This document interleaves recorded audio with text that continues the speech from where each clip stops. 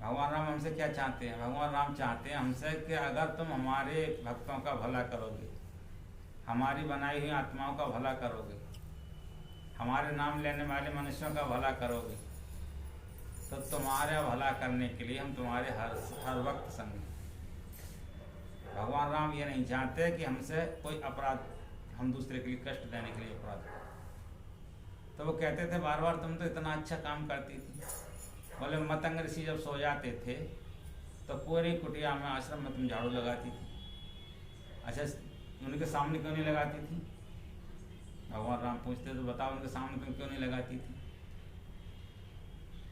बोले प्रभु मैं एक नीच जाति की थी और संत महात्मा बहुत ऊंची पवित्र चीज़ होते हैं, अगर उनके सामने मैं झाड़ू लगाती तो कुटिया में नहीं घुसने देते थे, और मेरी इच्छा होती थी कि मैं इनकी पवित्रता में अपवित्रता पैदा ना करूं और इनकी सफाई में सफाई कर दूँ। गंदगी कोई नहीं रहनी चाहिए। भजन में उठें, जब भजन करें रात को उठें तो सब जगह साफ अच्छी दिखलाई दी। तो तुम रात को उठ उठ करके उन भक्तों की सेवा करती थी जो मेरा भजन करते थे। अब तुम अपने को नीच कैसे कहती? भगवान उनको समझाना चाहते हैं कि तुम नीच कैसे हो गई। रात को उठ उठ करके उन भक्तों की सेवा कर रही हो, उनके लिए कोई असुविधा ना हो, कोई गंदगी ना हो, कोई कंकड़ ना लगे, कोई कांटा ना लगे। गंगा जी नहाने के लिए जा रहे हैं सरयू नदी किनारे, तो पगडंडी होती थी, पहले रास्ता तो होती नहीं थी, पगडंडी साफ करती थी। आया भजन में सबरी कर रही, रास्ता साफ, राम जन कब घर आवे। बार बार इस तरह से संबोधित भक्तों ने किया। तुम नीच कहाँ हुई? और फिर सबसे बड़ी बात, तो तुमने एक और अच्छा काम किया था कि तुमने तो अपने को पवित्र बनाने के लिए, मेरे को प्राप्त करने के लिए, मेरा ज्ञान समझने के लिए अपने को स्थिर बना लिया। कथा सुननी शुरू कर दी और संतों का संग शुरू कर दिया।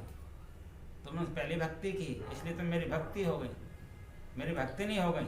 और तुमने 9 में से ऐसी कोई सी भक्ति नहीं छोड़ी जो नहीं की।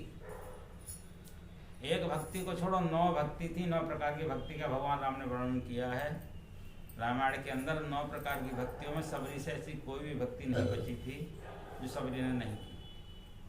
हम 9 में से एक भी भक्ति नहीं कर पा रहे।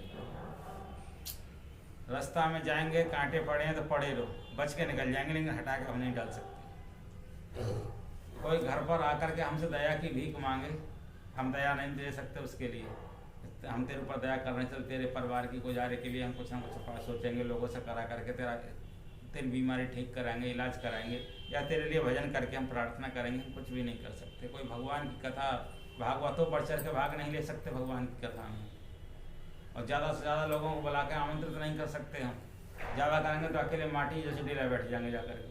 वो भी जब बैठेंगे, जब सो लेंगे, खाए लेंगे, पी लेंगे, सब समझ लेंगे कि अब जगह थोड़ा समय बचा है, तो अब चलो कथा में जाकर बैठ जाए। इस तरह से बैठेंगे। इससे भगवान प्रसन्न होंगे हमसे? ये भगवान की कोई भक्ति है? जब वो कह रहा प्रथम भगत संतन कर संगा, मेरी अगर पहली भक्ति भी इंसान कोई कर ले, 9 में एक जिनके होई, नार पुरुष सचराचर सोई। अगर एक भी भक्ति अगर तुम्हारे अंदर हो जाए तो उनमें से कोई भी भक्ति इतना प्रिय मुझे हो जाता है जिस प्रकार से जानकी जी मुझे प्यारी। भगवान राम कह रहे हैं जैसे जानकी जी से मैं प्रेम करता हूँ, उसी प्रकार से जो भक्त मेरे लिए एक भी भक्ति रख करके रखता है अपने अंदर, दूसरों पर दया करने का, दूसरों का भला करने का, कथा सुनने का, सत्संग सुनने का, पाप मिटाने का। पाप मिटाने का काम क्या है कि हम किसी को गलत कर्म पर न जाने दें और खुद भी गलत कर्म न करें। एक भी भक्ति अगर किसी के अंदर है तो वो प्रिय मुझे कितना है जितना माता जानकी प्यारी। अब हम लोगों के अंदर राम वाले कोई गुण ही नहीं है जो राम हमसे करवाना चाह रहे, और हम करते हैं राम राम। राम राम करने का फल भी हमको 2 बार राम राम कहने का फल भी 108 बार माला जपने का फल दे देता है। लेकिन कब देगा? कब देगा? जब देगा जब हम अच्छे भगवान राम के बताए हुए नियमों पर चल रहे होंगे। भगवान राम वाले नियम तो हमारे अंदर है नहीं, सुपड़ खा वाले नियम तो हैं। सुपड़ खा वाले नियम तो बहुत है। सुपड़ खा अपने को दिखावटी चेहरा बना करके तैयार हो जाती थी। हम भी सामने वाले को फंसाने के लिए सुपड़ खा चेहरा बना लेते हैं, सुपड़ खा वाला। लेकिन सुपड़ खा वाले का एक काम तो होता है जरूर, और राम से कहती तुम सम पुरुष न मोसम नारी, ये संयोग रचा विचारी, तुम्हारे समान कोई संसार में पुरुष नहीं और मेरे समान कोई सुंदर दूसरी नारी नहीं। भगवान राम कह रहे हैं भैया मेरे तुम देख रहे बराबर सीता है चिता है राम, तब कह रहे सीता की तरफ देख के कह रहे हैं तो सीता की तरफ देख लो, ये मेरे जोड़ा बैठा हुआ है। अब तुम कितनी भी सुंदर हो, मैं इनसे हाँ मेरा भाई है अहम लखन मेरा भ्राता है, उसके पास जाइए, लग भ्राता है, अगर वो राजी हो जाए तो देख लीजिए जुगाड़ तुम्हारी। वहाँ पहुँचते वो मना कर देता भैया मेरे तो घर में बैठी है राम, मेरे बाप ने 360 शादी करी, अब भगवान राम 2-3 न कर सकत, वो राजा हैं उनसे जा के प्रयास करो। और फिर उनके पास आती हैं, बार बार चक्कर लगाती हैं, फिर वो अपना बहरूपीपन वाला रूप त्याग देती हैं, असली रूप में आ जाती हैं। तब उनको इशारा करते हैं 4 उंगली के साथ में, आसमान की तरफ उंगली करते हैं, धरती की तरफ उंगली करते हैं। आसमान की तरफ क्या होता है सब 4 उंगली तरफ कहता है इन्हें 4 वेदों वाला कान इनका एक काट दो, क्योंकि ये अधर्म कर रही है। 4 उंगली का मतलब 4 वेद हमारे यहाँ पर। दूसरा आकाश की तरफ इशारा करते, दूसरा भी कान काट दो, शब्द वाला कान। हम ध्यान करते हैं तो शब्द पैदा होता है अंदर में सुनने के लिए, बोले शब्द को इनको सुनाई नहीं देना चाहिए। फिर कहते हैं धरती वाले धरती की तरफ ध्यान करती हैं, उंगली इशारा करती हैं करके आकाश से धरती की तरफ, धरती से जो आकाश की तरफ जाने वाला मार्ग स्वर्ग का है, इस नाक को भी काट दो। जब इस तरह से इशारा मुंह से नहीं कहते हैं, केवल इशारा कर रहे हैं, पहले 4 उंगली उठा रहे हैं, फिर आकाश की तरफ उंगली उठा रहे हैं, फिर पृथ्वी की तरफ उंगली उठा रहे हैं। क्या है पृथ्वी का जो हिस्सा है, पृथ्वी से स्वर्ग जाने वाले मार्ग को भी समाप्त कर दो, यानी नाक को भी उड़ा दो। अच्छा चेहरा कितना भी सुंदर हो, अगर नाक टेढ़ी है तो कैसे लगेगा, प्लेटफॉर्म कैसा लगेगा आप बताओ, अच्छा लगेगा क्या बुरा लगेगा? जो बस यही हिसाब उन्होंने किया। अगर जो आदमी नकली चेहरा सुपर्णखा की तरह बनाता है, वो तो ना तो यहाँ वालों को अच्छा लगता है ना वहाँ वालों को अच्छा लगता है। हम लोगों के अंदर यही सुपर्ण, अब हम किसी अरे बहना तुम तो बहुत अच्छी हो, अरे भैया तुम्हारी तो भाई सब काम तुम्हारी वजह से, तुम्हारा आशीर्वाद है। पेट में कोई आशीर्वाद नहीं है, उन्हें कब यहाँ से बवाल कटे, कब बवाल कटे, ये सुपर्ण। यानी हमारा वेद भी गांठ से जा रहा है, यानी वेद भी गया, स्वर्ग भी गया और शब्द भी गया। ना तो हम भगवान की भक्ति करने लायक ही रहे, ना हम स्वर्ग प्राप्त पैदा करने लायक ही रहे, क्योंकि हम अपने आप ही अपने आप से छल कर रहे हैं। सामने वाला कोई हमसे छल नहीं कर रहा है, हम अपने आप। भगवान इस बात को चाह नहीं रहे। भगवान श्री राम लक्ष्मण से कह रहे हैं कि भैया इनकी दोनों चीज़ें छीन लो, आप दूसरे को ही परेशान ना करें। फिर इसके बाद में खरदूषण के पास जाती हैं। खरदूषण के लिए भगवान मार देते हैं। खर और दूसर 2 भैया थे, 2 भैया को मारा, और वो दोनों भैया कहते थे रावण के समान ही बलवान थे। रावण अकेले में बैठ कर सोचता है कि मोह समान बलवंता खरदूषण जैसे मारे गए, जो मैं तो एक रावण हूँ, में एक खर में इतना ही बल था, उतना ही दूषण में बल था, वो ऐसे मारेगा तो इन्हें मार ना सके बिना भगवंता, इन्हें बिना भगवान के कोई मार नहीं सकता। जब इनको मार ही डाला तो अब हमारा कैसे क्या ठिकाना है जो हमको वो छोड़ दे। तब रावण उस समय में सोचता है मुझे क्या करना चाहिए। तो रावण अपनी बुद्धि को घुमाता है, कहता है पहले सबका तरण करा लो, जो भगवान ही आ गए। अब भगवान आ ही गए हैं तो सबका तरण करा लो। तो अपने पूरे परिवार का धीरे धीरे वो मटिया मेट कराता है, पूरे परिवार को मिटाता है। 1 लाख पूत 1.25 लाख नाती जाके घर में दिया नवाद, रावण दिया नवाद। उस रावण के घर में दिया और बाती कुछ नहीं छोड़ा था, सब मारा गया था। ये होता है हमारे यहाँ छल का खेल। इतने पर भी कितना ही सत्संग सुना लो। सत्संग में मैंने कथा का मतलब बताया था, कामानी ईश्वर की तरफ। ईश्वर की कथा सुनने के लिए का शब्द का प्रयोग किया गया। ईश्वर संबंधी शब्द में का जोड़ा गया। कल्याण करने वाले शब्द के लिए, कथा के लिए का जोड़ा गया। ईश्वर सबका कल्याण करता है तो ईश्वर के लिए का कहा गया। और था मानी स्थिरता, ठहराव, रुकाव, कि हमें कहाँ रुकना चाहिए। ईश्वर की कथाओं में जाकर के ठहराव लाना चाहिए। ईश्वर की कथाओं में जाकर के हमें अपने आप को समर्पित करना चाहिए। ईश्वर की सत्संग में जाकर के हमें समर्पण करना चाहिए। ईश्वर से अपना संबंध बना लेना चाहिए।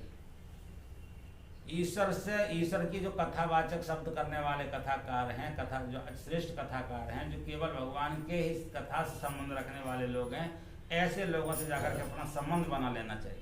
क्योंकि ईश्वर चाहते हैं कि मेरे भक्त के भी अगर कोई साथ लग जाएगा तो मैं उसको भी उसकी नैया डूबने नहीं दूंगा, उसको भी पार कर दूंगा। और जो भक्त के प्रति अपराध करेगा मैं उसको भी नहीं छोड़ूंगा। जो अपराध भगत कर कहीं राम रोष पावत सो जल। जो मेरे भक्त के प्रति अपराध करेगा मैं उसको नहीं छोड़ूंगा। जो मेरे भक्त के संग लग जाएगा, ये सत्संग क्या है? सत्संग का मतलब सत्यमानी ईश्वर, ईश्वर के संग लग जाना, ईश्वर का संग कर लेना। और ईश्वर यहाँ पर स्वरूप, ईश्वर स्वरूप हमारा क्या है? प्रातः स्मरणीय संत सदगुरु महर्षि में ही परमहंसी महाराज का जो स्वरूप है, जो विग्रह है, ये साक्षात बैठे हुए ईश्वर है हमारे।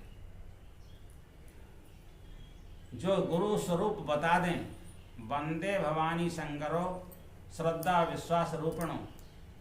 भगवान शिव और माँ पार्वती कहते हैं कि यदि अगर किसी में अपने इष्ट में किसी ने विश्वास कर लिया है, अपने इष्ट पर जिसको श्रद्धा हो गई है, तो इष्ट की तो पूजा कर ही रहा है, लेकिन वो मेरी भी पूजा कर रहा है। माँ भवानी कह रही है वो मेरी भी पूजा कर रहा है। और वेद कहता है सर्वो देवोमयी गुरु, एक गुरु का पूजन कर लो।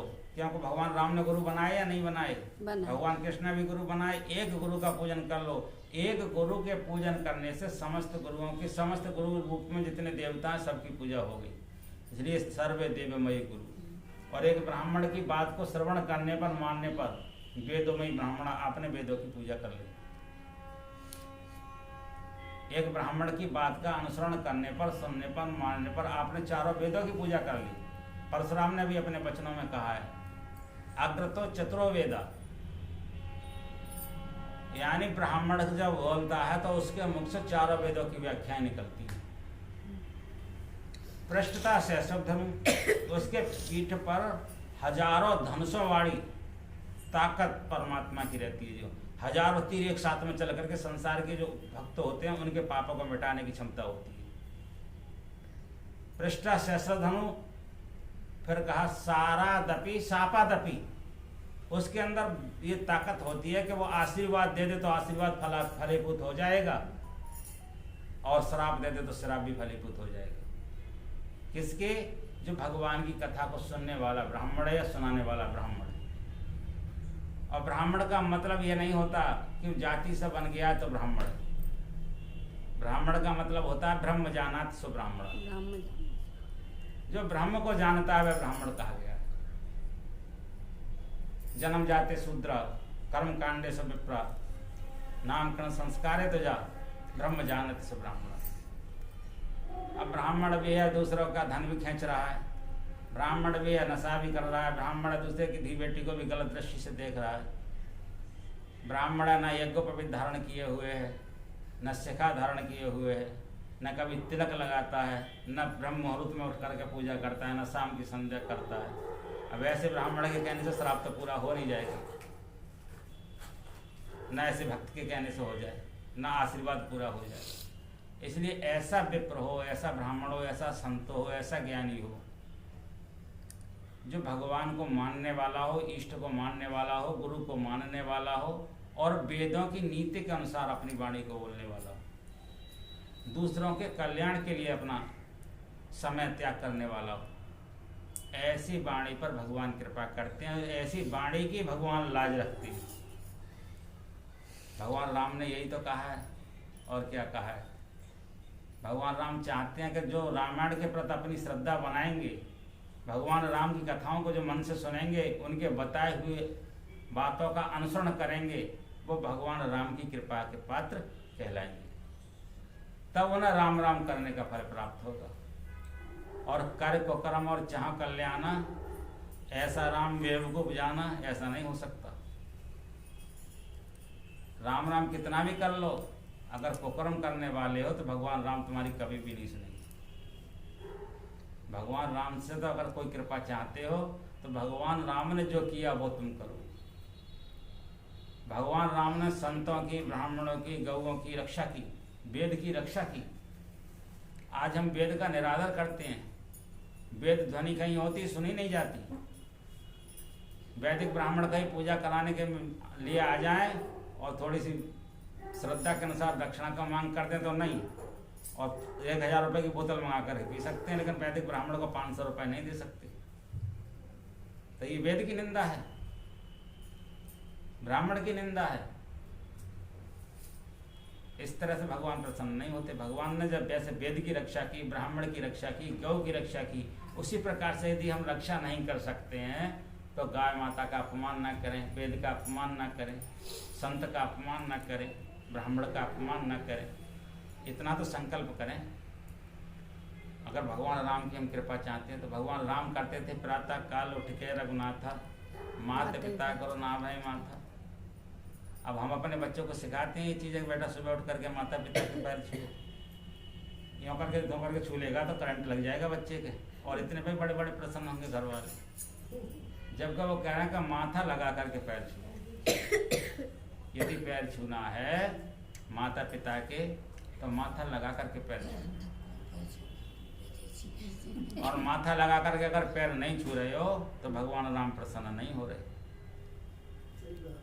खुद लिखा तो गोस्वामी तुलसीदास जी ने, प्रातः काल उठ के रघुनाथा, मात पिता गुरु नाभै माथा। उन्होंने हाथ को कहीं संबोधित नहीं किया, माथे को संबोधित किया है।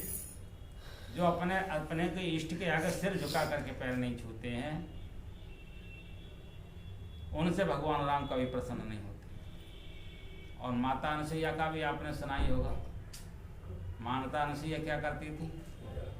माता अनुसुईया अपने पति के चरणों को धो करके पीती थी, और उसी जल से उन्होंने ब्रह्मा विष्णु के ऊपर छींटा लगा दिए थे, बच्चा बना लिया था। आज की माताएं अपने पति के चरण तो धो करके पीती नहीं है। मैं तो सोचता हूँ कि नमस्ते भी करना बड़ा दुर्लभ लगता है। वे उठ के उनसे हेलो इवनिंग कर ले तो कर लेंगे, और पति से यूँ और कहेंगे कि चाय बना के ले आओ सुबह उठ कर। क्या बोले उसको, कौन सी टी बोले? बैठी और मांगती है पति से। और उनकी औलाद फिर कैसी होगी?